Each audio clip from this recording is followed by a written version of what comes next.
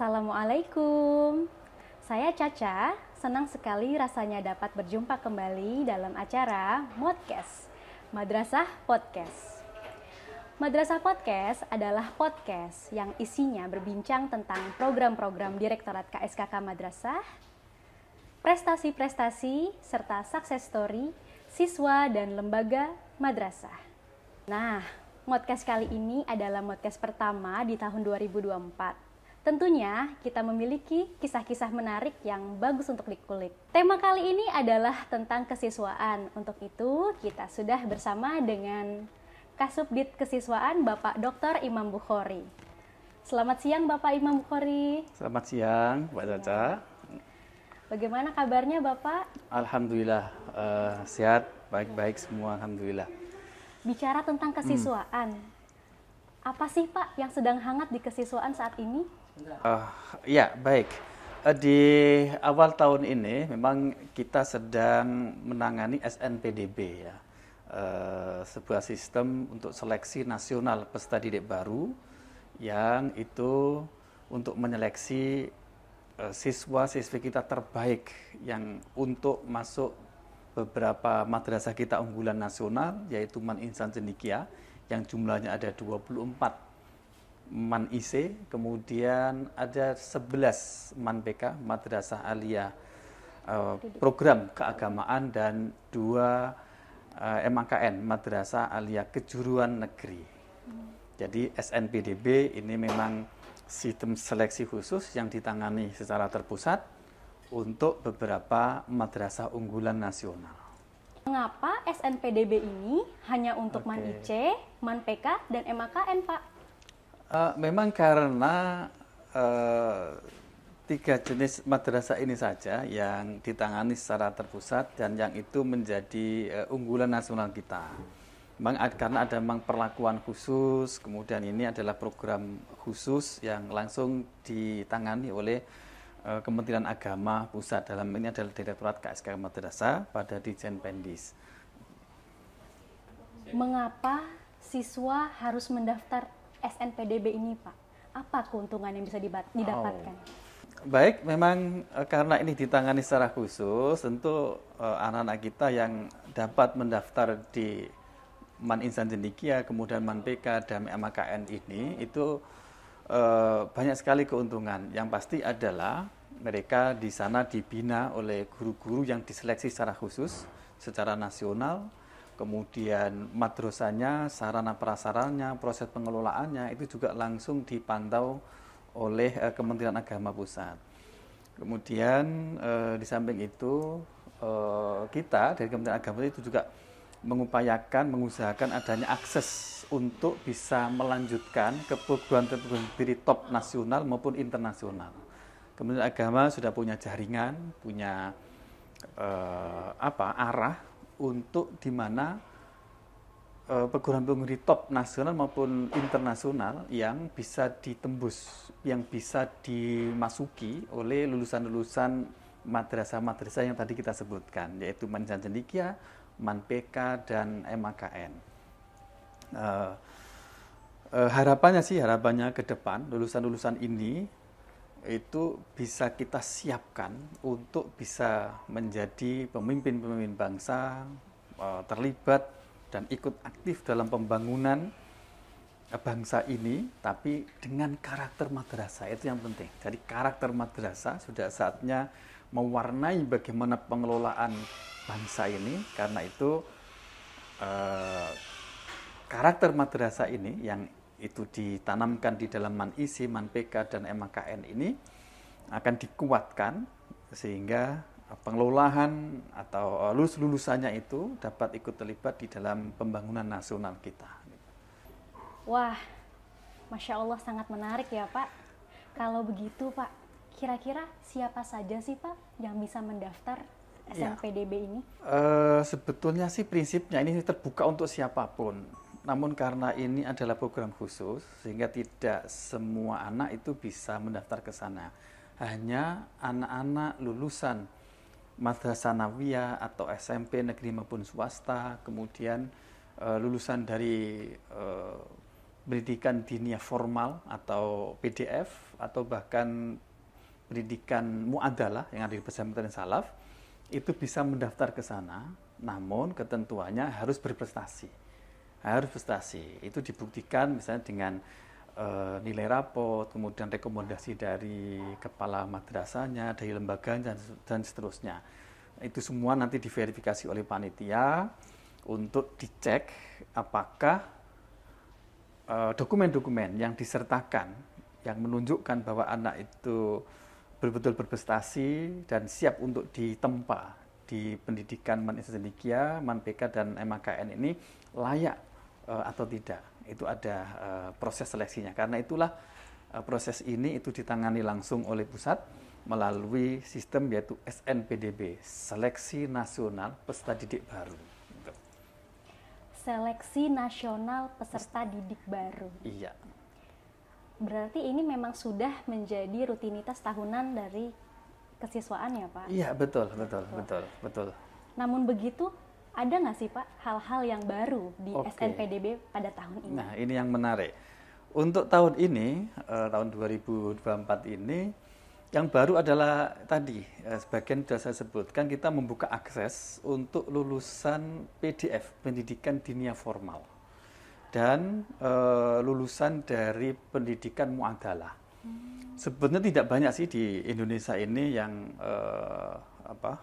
lembaga PDF dan diniyah muadalah ini bisa dihitung dengan jari, dan lulusan-lulusan terbaik dari PDF pendidikan diniyah formal dan muadalah ini juga bisa masuk atau mendaftar di Man Ihsan Cendekia maupun di Man PK, Madrasah Aliyah program keagamaan. Kenapa? Karena begini, sebetulnya di awalnya Man Ihsan Cendekia itu kan untuk sains ya, untuk memperkuat, menyiapkan lulusan-lulusan yang betul-betul saintik gitu ya, menguasai sains. Nah, faktanya ternyata dalam perjalanannya itu lulusan-lulusan anak-anak kita, siswa-siswi kita itu tidak semuanya itu ke natural science atau yang IPA, tapi ada juga yang cenderung ke ilmu sosial humaniora. Nah, jurusan sosial humaniora ini itu saya kira bisa untuk dan cocok untuk dimasuki atau dinikmati oleh lulusan-lulusan dari pesantren yang diwakili oleh lulusan PDF, pendidikan diniyah formal, dan pendidikan muadalah. Pendidikan diniyah formal dan pendidikan muadalah ini itu kalau kita lihat di aturan PMA, Peraturan Menteri Agama nomor 31 tahun 2020, itu kan disyaratkan memang ada di dalam pesantren dan lulusannya itu ternyata bisa melanjutkan baik itu di pendidikan sejenis sama-sama pesantrennya atau tidak sejenis yaitu pendidikan umum. Nah, madrasah itu adalah pendidikan umum yang berciri khas agama Islam. Nah, karena itu berdasarkan PMA itu juga kita merujuk ke sana, maka tahun ini lulusan PDF, pendidikan diniyah formal dan ilmu adalah itu bisa mendaftar, bisa ikut dan masuk di baik itu di Man Ihsan Cendekia, Man PK maupun di MAKN. Pendidikan diniyah formal dan pendidikan muadalah. Dengan adanya pembaharuan pada SNPDB tahun ini, tentu ada hal-hal yang berubah dong Pak, termasuk dari materi ujian soalnya. Bagaimana dengan materinya Pak? Secara umum sebenarnya secara umum tidak banyak berubah sih. Hanya beberapa istilah memang. Kalau dulu misalnya ujiannya itu sebagaimana biasa, misalnya ada psikotesnya, kemudian ada potensi belajarnya. Nah, kemudian kalau tahun dulu itu ada ujian kompetensi dalam matematika, IPA, kemudian bahasa. Nah, tahun ini itu istilahnya yang diuji itu literasinya. Jadi bukan kompetensi dalam penguasaan mata pelajaran itu, tapi literasi. Untuk matematikanya, numerasi, kemudian sains, dan literasi keagamaan serta bahasa. bahasa ini ada dua, ada bahasa Arab dan ada bahasa Inggris dan bahasa Indonesia. Namun yang diukur atau yang dinilai itu adalah kemampuan taraf berpikirnya atau apa bahasanya itu higher order thinking-nya itu. Jadi berpikir, daya analisisnya tingkat tingginya itu yang akan dinilai. Nah, kalau boleh menjelaskan bahwa kenapa kok arahnya ke sana, karena memang seiring dengan perubahan kurikulum akhir-akhir ini, itu kan kecenderungannya itu adalah pada kemampuan literasi. UN misalkan sudah nggak ada, yang ada adalah AKM, Assessment Kompetensi Minimal, itu yang diukur itu adalah literasi. Kemudian nanti ketika lulusan aliyah itu mau masuk ke perguruan tinggi, itu juga tesnya juga menggunakan literasi juga. Nah, sehingga kita juga menyesuaikan untuk di SNPDB ini yang dites itu adalah kemampuan literasinya. Baik literasi matematiknya, kemudian sains dan literasi bahasa. Termasuk keagamaan, literasi keagamaan. Nah, ini diarahkan untuk yang keagamaan terutama di moderasi beragama. Kita pastikan anak-anak yang masuk yang akan difasilitasi oleh negara untuk mendapatkan layanan pendidikan yang sangat bermutu, yaitu Man Insan Cendekia, Man PK, dan MAKN ini itu adalah anak-anak yang betul-betul cara berpikir, cara beragama itu sudah moderat. Atau bisa dimoderatkan. Nah, itu.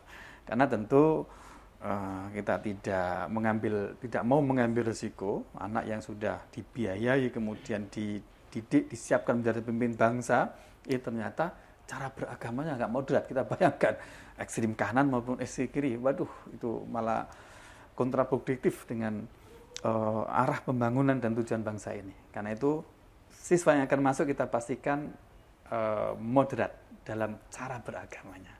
Karena itu ada ujian literasi keagamaan. Baik, mengingat materi-materinya yang begitu luas serta orientasinya kepada siswa yang moderat, tentu ini pasti sangat diminati oleh masyarakat kan Pak? Ya.